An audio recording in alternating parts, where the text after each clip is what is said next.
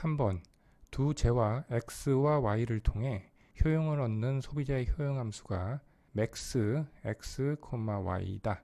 다음 중 이 소비자의 선호가 충족하는 성질을 모두 고르면 단 소문자 x는 x제 수량, 소문자 y는 y제 수량을 나타낸다. 3번 문제는 소비자의 효용함수를 통해서 이 소비자가 가지고 있는 선호 체계가 어떠한 성질을 가지고 있는지 파악하는 문제가 되겠습니다. 그럼 기본 개념부터 하나씩 살펴보겠습니다. 먼저 선호가 나와 있는데 이 선호라고 하는 것은 상품에 대한 소비자의 취향을 의미합니다. 선호는 선호 관계로 구체화되는데 어떤 상품 묶음 A와 B가 있다고 할 때 선호 관계는 세 가지의 관계로 표현할 수 있습니다. 만약 이 소비자가 상품 묶음 A를 상품 묶음 B보다 더 선호한다고 할 때 지금 수학의 부등호와 비슷한 이러한 선호 관계를 나타내는 부호를 통해서 표현을 하게 됩니다. 그래서 이렇게 표현을 하게 되면 상품 묶음 A를 상품 묶음 B보다 더 명백하게, 더 강하게 선호한다 또는 그냥 선호한다라는 것을 의미하게 됩니다. 그 다음 가로로 물결 표시 같은 것이 있는데 이렇게 부호를 두 개를 같이 쓰게 되면 상품 묶음 A를 최소한 상품 묶음 B만큼 선호한다 또는 상품 묶음 A를 상품 묶음 B보다 약선호한다 라고 표현을 합니다. 그 다음 이 물결 표시를 쓰면 상품 묶음 A와 상품 묶음 B를 동일하게 선호한다 라는 의미가 되겠습니다. 이러한 선호 관계를 모든 존재하는 상품 묶음에 대해서 표현을 할 수가 있고 그렇게 표현된 선호 관계 전체를 우리는 선호 체계라고 합니다. 그런데 이러한 소비자의 선호 체계는 특정한 성격을 갖게 되면 효용함수로 표현할 수가 있는데 이렇게 표현하는 이유는 소비자의 선호 체계는 지금 이러한 부등호나 등호 같은 선호를 나타내는 부호를 통해서 모든 상품 묶음에 대해서 표현을 해야 되는데 우리가 소비자의 선택 행위를 분석할 때 이러한 부호를 통해서 분석을 하는 것은 비효율적인 측면을 가지고 있습니다. 그래서 우리는 구체적인 이 상품 묶음에 대한 소비자의 효용을 나타내는 효용 함수를 통해서 분석을 좀 더 효율적으로 하게 되는데 그럼 효용 함수는 무엇인지 보면 먼저 효용이라고 하는 것은 소비자가 어떤 상품 묶음을 소비함으로써 얻는 만족감을 의미하고요. 효용 함수는 상품 묶음이 주는 효용의 수준을 실수로 나타내주는 함수가 되겠습니다. 그래서 소비자의 선호 체계가 효용 함수로 대표된다는 것의 의미는 소비자의 선호 체계가 여러 가지 성격을 가지고 있다는 것을 의미하고요. 그렇게 소비자의 선호 체계가 갖고 있는 성격을 우리는 선호 체계의 공리라고 합니다. 그러면 경제학의 소비자 이론에서 가정하고 있는 선호 체계의 공리는 무엇인지 살펴보도록 하겠습니다. 먼저 공리가 무엇인지 간단히 보면 공리라고 하는 것은 어떤 이론 체계에서 증명 없이 참으로 받아들여야 하는 명제, 즉 자명한 이치를 공리라고 합니다. 영어로는 엑시엄이라고 하고요. 그래서 경제학에서는 아래에서 살펴볼 여러 가지 공리를 선호 체계가 가지고 있다고 가정해서 논리를 전개해 나가게 됩니다. 하나씩 살펴보도록 하겠습니다. 먼저 첫 번째 공리는 완비성입니다. 이것은 선호 체계가 임의의 두 상품 묶음에 대해서 선호 비교가 가능하다는 가정이 되겠습니다. 상품 묶음 A, B가 있다고 할 때 A가 B보다 선호된다던가 A가 최소한 B만큼 선호된다던가 아니면 A와 B 간에는 선호의 차이가 없다라든가 이렇게 모든 가능한 상품 묶음의 짝에 대해서 선호 관계를 설정할 수 있다는 가정이 바로 완비성의 가정입니다. 그 다음 두 번째 공리는 이행성 공리입니다. 이것은 소비자 선호에 일관성이 있다는 가정이 되겠습니다. 상품 묶음 A, B, C가 있다고 할 때 소비자가 상품 묶음 A를 최소한 B만큼 선호하고 또 상품 묶음 B를 최소한 C만큼 선호한다고 할 때 이것은 이 소비자가 상품 묶음 A를 최소한 상품 묶음 C만큼 좋아한다는 것을 의미합니다. 이렇게 간단한 예를 통해서 이 소비자 선호에는 일관성이 있음을 알 수가 있고요. 이런 가정을 우리는 이행성 공리라고 합니다. 세 번째 공리는 연속성 공리입니다. 이것은 소비자 선호의 변화가 연속적이며 점진적이다라는 가정을 의미합니다. 그림을 통해서 한번 이해해 보도록 하겠습니다. 이 좌측 이 그림을 보시면 지금 재와 X와 재와 Y가 이 경제에 존재한다고 할 때 일사분면에 그려진 이 각 점들은 X제와 Y제의 특정한 상품 묶음을 의미합니다. X제와 Y제를 소비할 때 양의 효용을 얻는다고 가정을 하면 W라는 점과 B라는 점이 있다고 할 때 W보다는 B가 X제와 Y제를 더 많이 소비하는 점이기 때문에 이 소비자는 W보다 B점을 더 선호하게 됩니다. 그리고 K라는 점이 있는데 이 K라는 점은 W보다는 선호되지만 B보다는 덜 선호되는 점을 의미합니다. 그래서 이 연속성의 공리라고 하는 것은 만약 이 소비자가 W라는 점에서 X제와 Y제의 소비량을 점점 늘려가서 B라는 점으로 가는 도중에 I라는 점을 통과하게 된다고 해보겠습니다. 지금 이 경로상으로 소비량을 늘려갈 때 K라는 상품 묶음과 선호의 차이가 없는 I라는 점을 반드시 지나가게 된다는 것이 연속성의 공리가 되겠습니다. 만약 K와 선호의 차이가 없는 상품 묶음이 없다면 K보다 덜 선호되는 상품 묶음에서 더 선호되는 상품 묶음으로 가는 도중에 K보다 덜 선호되는 점에서 K보다 더 선호되는 점으로 점프를 한다는 의미가 되고요. 그렇게 되면 이 소비자 선호의 변화는 불연속적이고 점진적이지 않게 되는 것입니다. 그러한 선호를 우리는 사전 편찬법적 선호라고 하는데, 즉 연속성의 공리가 성립하지 않는 선호가 바로 사전 편찬법적 선호입니다. 사전 편찬법적 선호 순서를 알아보면 X제와 Y제가 있다고 할 때 X제가 Y제보다 우선 선호되는 서열이 있다고 가정을 하겠습니다. 그렇게 되면 Y제가 몇 개가 있던 X제 수가 더 많은 상품 묶음을 더 선호한다는 것이고요. 그리고 X제 소비량이 같을 때 Y제 소비량이 더 많을수록 더 선호하는 것이 사전 편찬법적 선호 순서가 되겠습니다. 우리가 국어사전을 보면 먼저 자음 순으로 되어 있고요. 자음 다음에 모음, 아야, 어여 이 순서대로 책이 편성되어 있다는 것을 알 수 있는데 모음보다는 자음이 더 우선해서 순서를 결정하는 것을 알 수 있습니다. 그와 마찬가지로 재화에 있어서도 선호의 순서를 결정하는, 즉 선호의 크기를 결정하는 서열이 더 높은 재화가 있다고 가정하기 때문에 마치 사전을 편찬할 때와 같다고 해서 사전 편찬법적 선호 순서라고 이름이 붙여져 있습니다.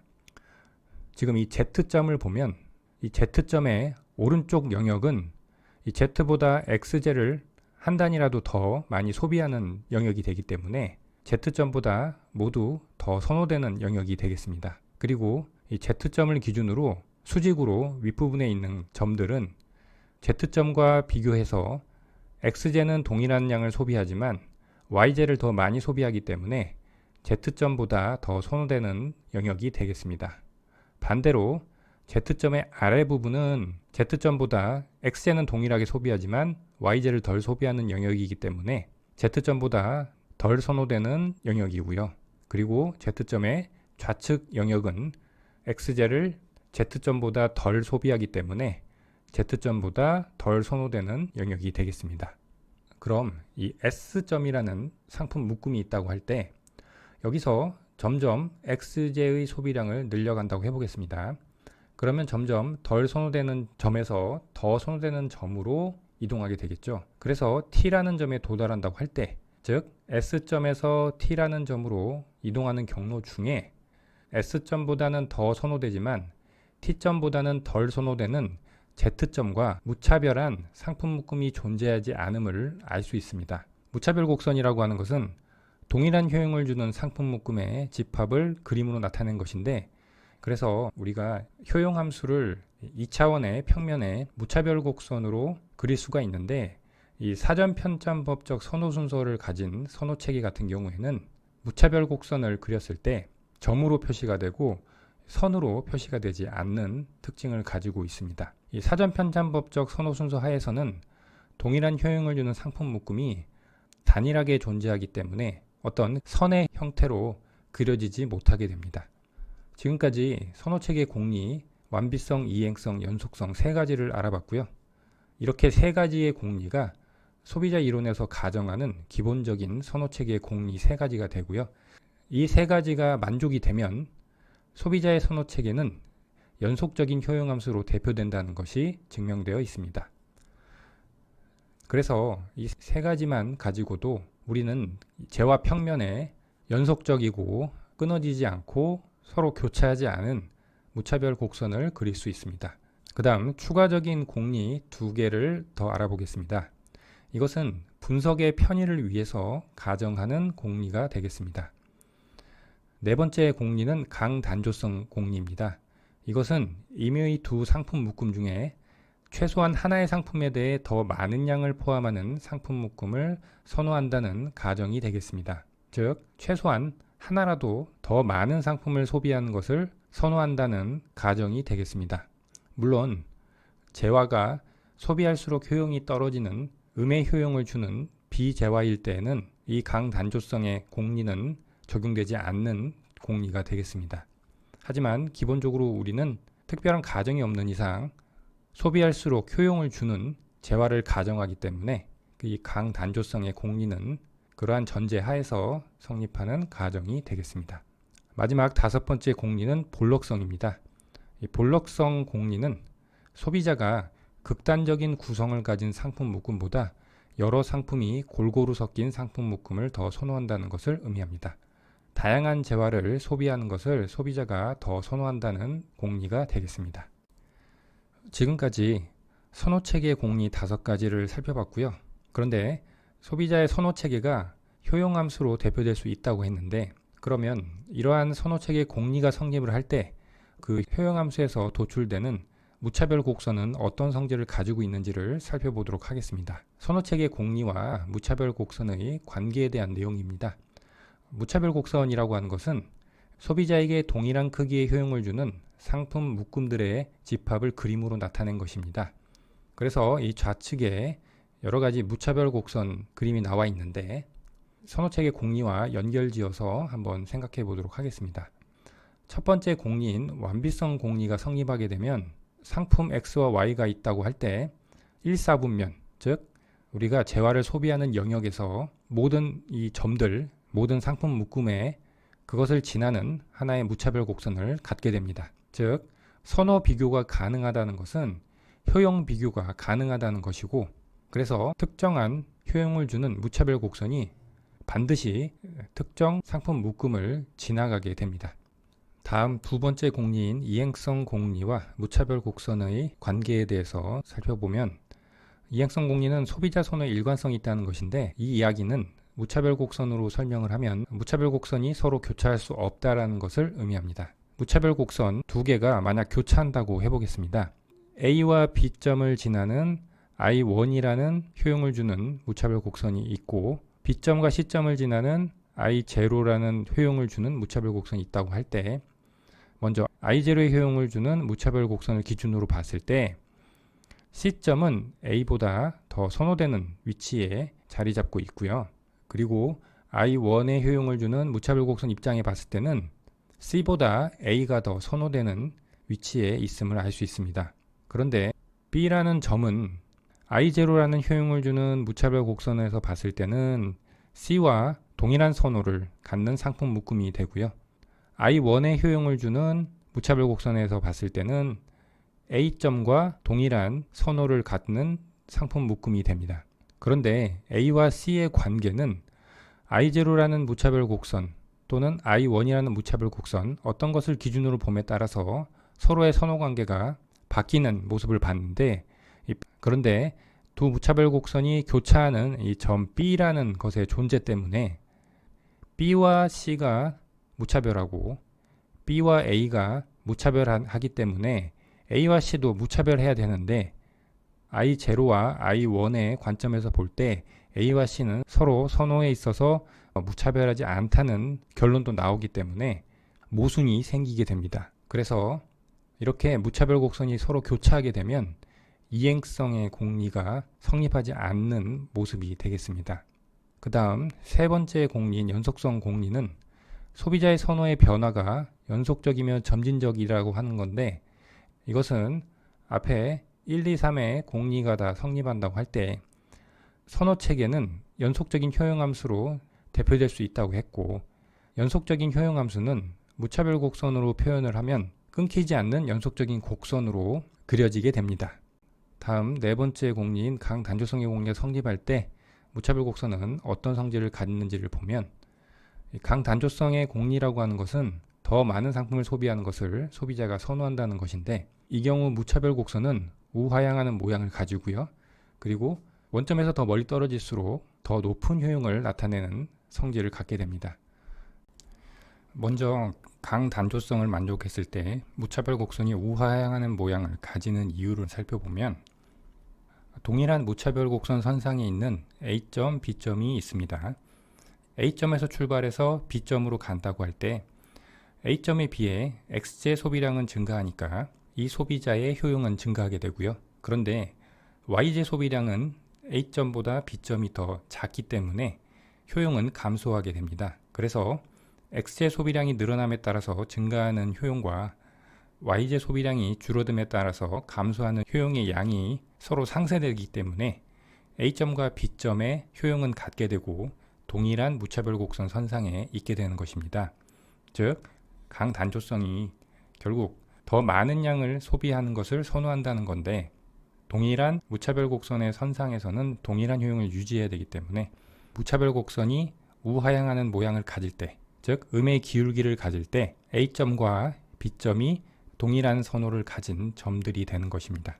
그럼 반대로 무차별 곡선이 양의 기울기, 즉 우상향하는 모양을 가진다고 생각을 해보면, 우상향하는 무차별 곡선 선상에서 원점에서 가까운 지점에서 원점에서 멀어지는 지점으로 소비점이 이동할 때 X제와 Y제 소비량이 둘 다 증가하니까 강단조성이 성립한다면 효용이 증가해야 되는데, 동일한 무차별 곡선 선상에서 움직이는 것이기 때문에 효용은 일정하게 유지돼야 됩니다. 그래서 무차별 곡선이 우상향하는 모습을 가질 때는 강단조성 공리가 성립하지 않게 됩니다. 즉, 강단조성의 공리가 성립을 한다면 무차별 곡선은 우하향하는 모습을 가질 수밖에 없습니다. 그리고 원점에서 더 멀리 떨어질수록 더 높은 효용을 나타내게 됩니다. 즉, 점 A를 통과하는 무차별 곡선보다 점 C를 통과하는 무차별 곡선이 더 높은 효용을 갖게 됩니다. 즉, A점보다 C점이 X제 소비량도 더 많고 Y제 소비량도 더 많기 때문입니다. 그리고 A점과 E점을 볼 때 Y 높이가 비슷하지만 X제 소비량이 E점이 A점보다 더 많죠. 그렇기 때문에 E점을 관통하는 무차별 곡선이 A점을 관통하는 무차별 곡선보다 더 높은 효용을 갖게 되고요. 다음, 볼록성의 공리는 무차별 곡선이 원점에 대해서 볼록한 모양을 갖도록 합니다. C점과 D점이 동일한 효용을 주는 상품 묶음이라고 할 때 C점과 D점을 잇는 선을 그어서 C점과 D점이 소비하는 상품 묶음의 평균만큼 상품을 소비하는 이점이 있다고 할 때 이 점을 지나는 무차별 곡선이 C점과 D점을 지나는 무차별 곡선보다 더 큰 효용을 주는 무차별 곡선이 되는데, 이것이 볼록성의 공리가 성립할 때 무차별 곡선의 모양이 되겠습니다. 즉, 원점에 대해서 볼록한 모양을 갖게 됩니다. 만약 CD를 잇는 이 직선처럼 무차별 곡선이 우하향하는 직선이 된다면 CDE의 효용은 동일하게 되겠죠. 이 경우에는 볼록성이 성립하지 않는 모습이 되겠고요. 지금까지 우리는 선호체계 공리 5가지와 선호체계 공리가 성립할 경우에 무차별 곡선은 어떤 성격을 갖게 되는지를 살펴봤습니다. 이제 문제에서 주어진 맥스 효용 함수를 가지고 무차별 곡선도 그려가면서 보기에서 주어진 선호체계 공리 중 어떤 것이 성립하는지를 하나씩 살펴보도록 하겠습니다. 보기 가부터 하나씩 살펴보겠습니다. 임의의 두 상품 묶음에 대해 어느 것을 더 약선호하는지 항상 판별할 수 있다.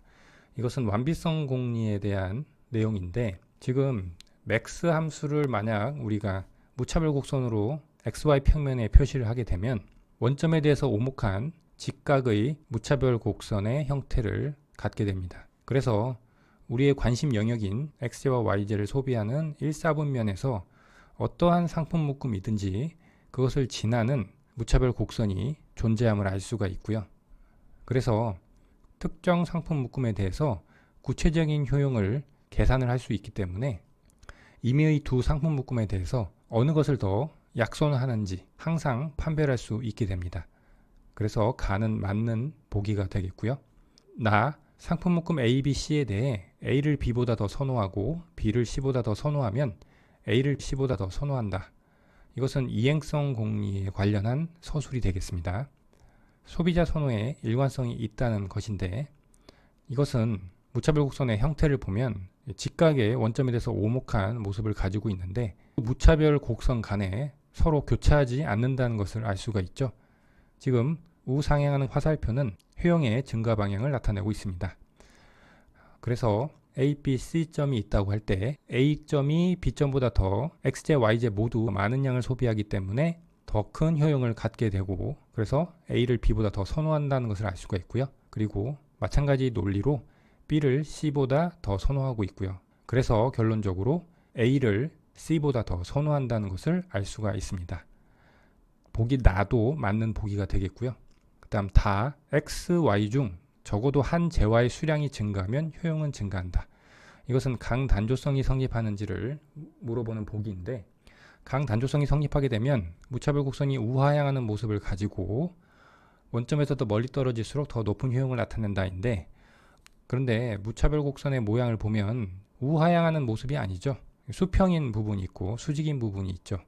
그리고 A, B, C점만 봤을 때는 원점에서 더 멀리 떨어질수록 더 높은 효용을 갖게 되지만 동일한 무차별 곡선 선상에서 특정 점들을 봤을 때 다 원점에서 거리가 차이가 나는데 동일한 효용을 갖고 있음을 알 수 있습니다. 그래서 강단조성이 성립하지 않는 효용함수가 되겠습니다.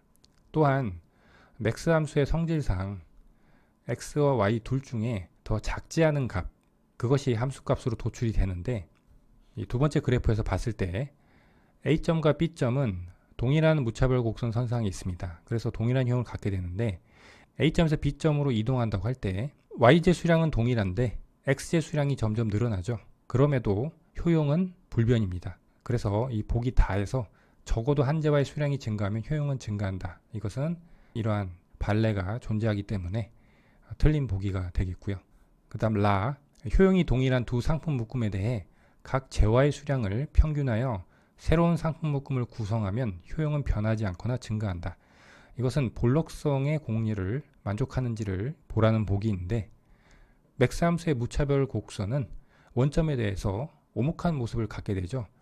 그래서 이 세 번째 그래프를 보면 A점과 B점이 있을 때 이 각 재화의 수량을 평균해서 상품 묶음을 구성한다고 했을 때 그 점을 C점이라고 하면 지금 A점과 B점을 통과하는 무차별 곡선보다 C점을 통과하는 무차별 곡선이 더 작은 효용을 갖고 있음을 알 수 있죠. 그리고 두 상품 묶음을 동일한 점을 선택해서 본다고 할 때 2라는 점이 있다고 할 때 2라는 중복된 상품 묶음에 대해서 평균하면 그대로 2점이 되죠. 이 경우에는 평균 내더라도 효용이 변하지 않게 됩니다. 그래서 보기 라에서 평균하여 새로운 상품 묶음을 구성하면 효용은 변하지 않거나 여기는 맞고요. 그런데 증가한다. 이 부분이 틀렸죠. 즉 변하지 않거나 감소하는 성질을 갖고 있기 때문에 보기 라는 틀린 보기가 되겠습니다. 그래서 정리하면 가와 나는 맞는 보기였고요.